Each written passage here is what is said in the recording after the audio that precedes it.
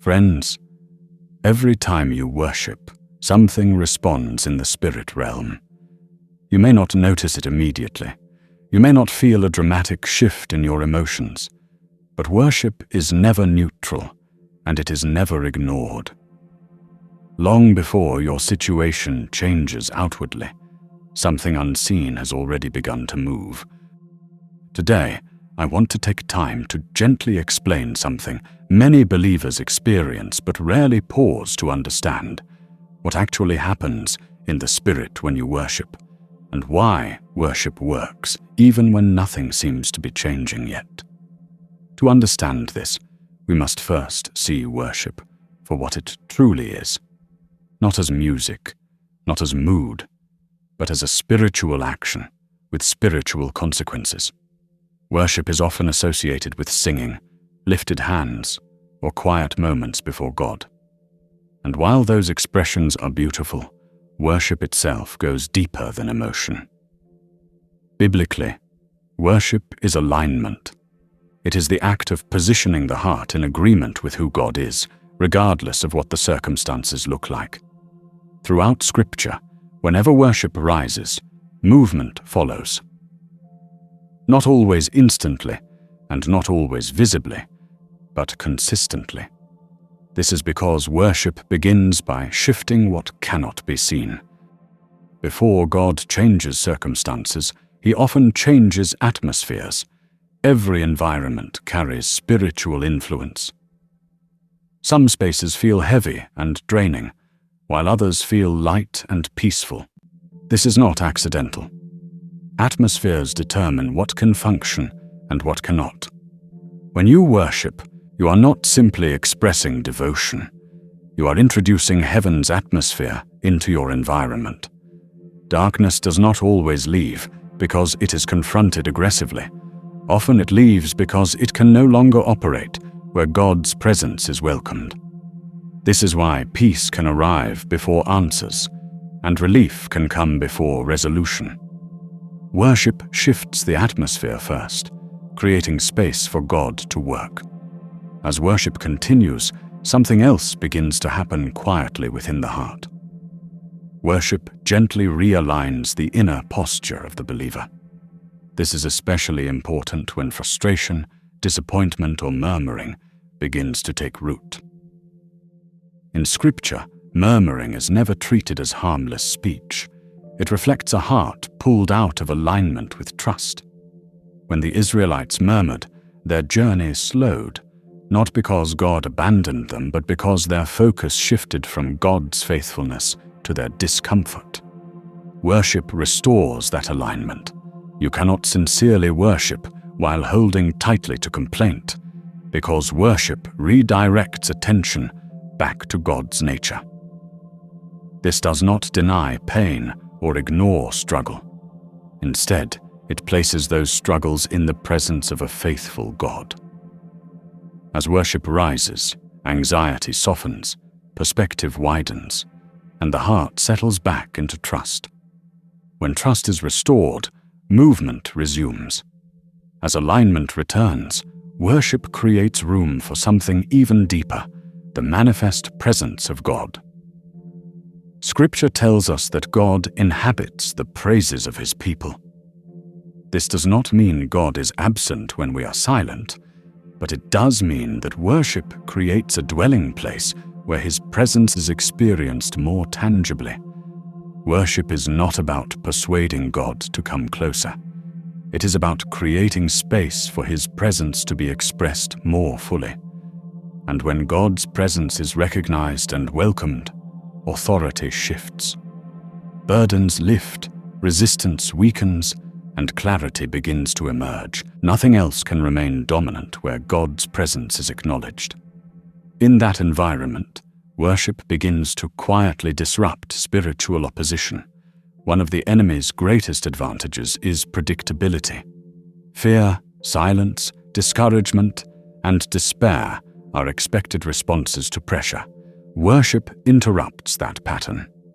When a believer worships in the midst of uncertainty, it introduces trust where fear was expected. This establishes divine order, and disorder cannot stand against it. In Scripture, worship often precedes confusion in opposing forces, not because worship attacks, but because it establishes God's authority. Some battles shift not through striving, but through steady, surrendered worship. As God's order is established, worship also aligns the believer with heaven's operations. Throughout Scripture, praise and worship are closely connected with divine intervention. Worship places the heart in agreement with God's will, and heaven responds to alignment. Angelic activity is not driven by human emotion, but by divine authority. Worship honors God's authority, creating an environment where heavenly assistance can operate. You may not see the movement immediately, but alignment has been established and movement has begun. While all of this is happening externally in the spirit realm, something equally important is happening internally. Worship restores identity. One of the enemy's most subtle strategies is to distort how believers see themselves, especially during seasons of pressure. Worship gently reminds the heart who God is and who you belong to. Instead of rehearsing weakness or fear, worship rehearses God's faithfulness. This shift changes how the believer engages with challenges. Instead of reacting from exhaustion, they begin to respond from confidence and trust. As worship continues, it also releases God's nature into situations. God reveals himself in many ways as provider, healer, peace, and defender. Worship does not demand a specific outcome. It welcomes God himself into the situation. When God's nature is present, solutions follow naturally. Sometimes what we need most is not an answer, but the right expression of who God is in that moment. Worship creates room for that expression. There are also moments when struggles persist beneath the surface, patterns that resist logic, weights that prayer alone feels unable to lift. Worship reaches those deeper places.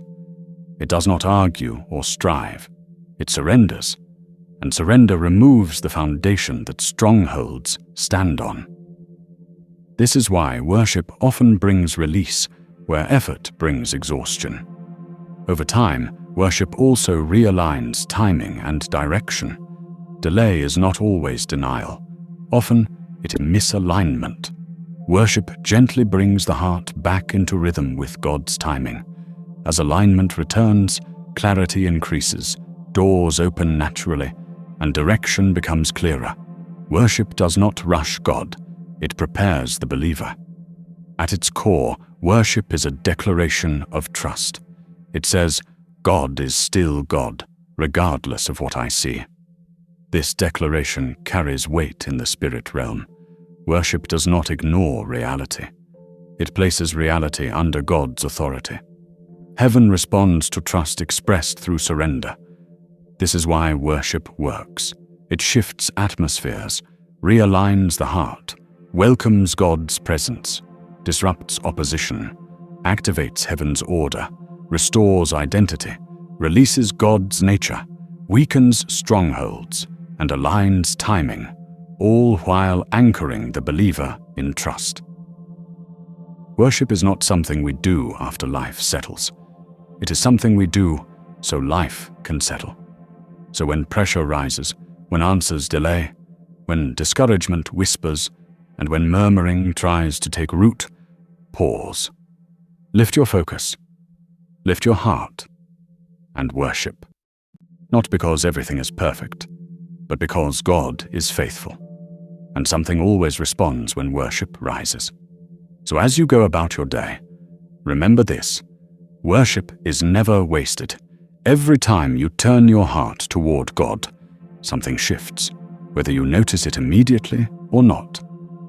Worship is working in ways you cannot see, preparing the ground, aligning your heart, and making room for God's presence to move. You may not always have the right words, and you may not always feel strong. But worship was never about performance or perfection. It has always been about trust. a quiet decision to place God above the noise, above the pressure, and above the uncertainty. When you worship, you are not escaping reality. You are anchoring yourself in a greater one. You are allowing God to steady your heart, reorder your perspective, and work beyond your understanding. So take your time. Let worship become your response, not just your routine, because long after the song ends, God is still at work. And even when nothing seems to change right away, know this: worship has already begun to do what it was sent to do. God bless you, and see you in the next video.